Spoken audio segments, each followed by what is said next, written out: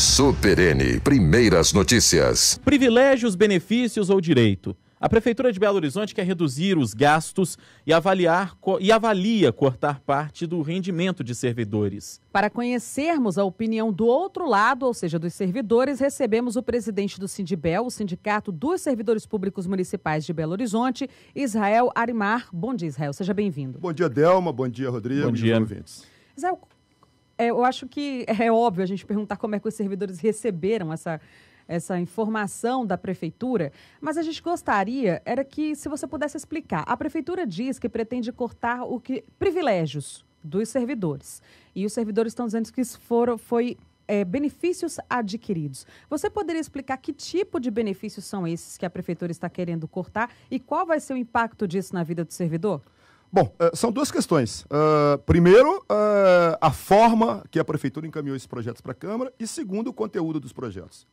Do ponto de vista do conteúdo, não há privilégio para os servidores da Prefeitura de Belo Horizonte. O quinquênio, que a cada período de 5 anos tem um reajuste de 10%. Esse quinquênio ele incide em cima do vencimento. E o vencimento, pela política da Prefeitura, na maioria dos casos dos servidores, representa 50% da remuneração. E a proposta que a Prefeitura colocou, ela, para nós, é uma quebra de contrato para quem fez concurso público, avaliando que teria esse benefício do quinquênio na Prefeitura. A questão das férias-prêmio, diferentemente de quem está na iniciativa privada, né? Quem está numa empresa recebe o FGTS, tem o FGTS. A empresa, a Prefeitura, para quem não é estatutário, ela tem que depositar 8% do salário, do valor do salário, na conta do trabalhador, que é uma espécie de uma poupança. E é até interessante isso, porque a Prefeitura, assim, quando interessa para ela, ela diz que é privilégio. Quando não interessa para ela diz que é desvantagem as férias-prêmio. A gente está negociando aí o caso da mudança de regime dos agentes comunitários de saúde. A própria Prefeitura apresentou para o sindicato um estudo para tentar convencer que não é interessante a mudança de regime. E esse estudo traz o seguinte dado, a seguinte projeção. 10 anos, né, de um ACS, se mudasse o regime, como férias-prêmio, ele receberia o direito de R$6.000. São 6 meses de salário, a média de salário desse está em R$1.000, daria R$6.000 em 10 anos de trabalho.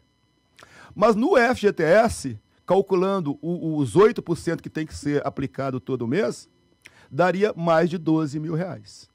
Então, primeira questão, o servidor público, as férias-prêmio, ela é pior do que a política de FGTS que o servidor normal tem nas empresas. Então, não é um privilégio. Israel, está havendo diálogo com a Prefeitura? A gente tem a notícia de que esse assunto já está sendo amplamente discutido na Câmara. Ontem, inclusive, a gente recebeu o vereador Pedro Bueno, do Podemos, aqui no nosso Café com Política, e ele se disse contrário a essa posição da Prefeitura. Mas aí eu te pergunto, o sindicato foi ouvido, está sendo ouvido pela Prefeitura de Belo Horizonte? Rodrigo, é o que eu falei, tem problema no conteúdo, que cabe uma discussão, um debate, um diálogo com a Prefeitura, e tem problema também na forma, né? O governo, ele tentou fazer uma atitude de menino arteiro, né? No interior fala, quando menino arteiro faz artes. O que ocorre? O governo encaminhou esse projeto para a Câmara sem ter tido uma discussão de negociação com os sindicatos. E o pior, desde o início do ano, nós estamos negociando com a Prefeitura o reajuste de salário. Depois de muita luta, conseguimos uma proposta que não repõe nem a inflação que está acumulada de perda salarial, de 2,5%. A maioria dos servidores e que recebem salários baixos estão esperando aprovar a lei para poder receber, lá para dezembro, esses 2,5%. O que o governo fez? Pegou 3 medidas polêmicas, né, que não houve negociação, não houve acordo, e colocou junto dentro do projeto de reajuste. Aí vejam bem a complicação. Parte dos servidores, ou a maioria dos servidores, ou todos os servidores, podem ir para a Câmara para tentar barrar essas 3 medidas ou parte delas. Mas, com isso, atrapalha o trâmite da parte que foi negociada, que é o reajuste de salário e que está sendo esperado. Israel, e a única forma de tentar barrar esse novo projeto, essas medidas como você citou aí, é se os servidores forem para a Câmara pressionar ou existe alguma saída judicial que vocês podem recorrer? Olha, primeiro que o sindicato defende uma relação de diálogo, né? Antes de ir para um caminho judicial, de uma greve, nós queremos que a Prefeitura abra um espaço de diálogo. Eu tive ontem, junto com outras entidades, uma reunião com o secretário de Planejamento, o André Reis, com a secretária de Recursos Humanos. Fizemos as ponderações que não houve acordo nesses pontos que eles encaminharam para a Câmara e fizemos a demanda que eles retirem essas propostas do projeto de reajuste. Deixa o projeto ser votado agora no início de novembro. E esses 3 pontos que são polêmicos, vamos fazer uma discussão, os sindicatos, os servidores com a Prefeitura, e ver se a gente chega em algum consenso, em algum acordo. Agora, um dado para o ouvinte e para vocês aqui. A Prefeitura de Belo Horizonte, 90% dos trabalhadores recebem salários abaixo de R$ 4.000. A grande maioria são salários que vai até R$ 1.900. E isso com vários penduricalhos. Ou seja, quando a pessoa aposenta, a redução ela é brutal.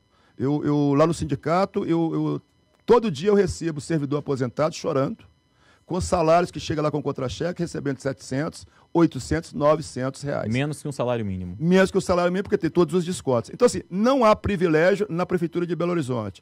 A Prefeitura tem uma dívida de 170 milhões de férias-prêmio, acumulada, porque nos últimos 6 anos ela não cumpriu com esse pagamento.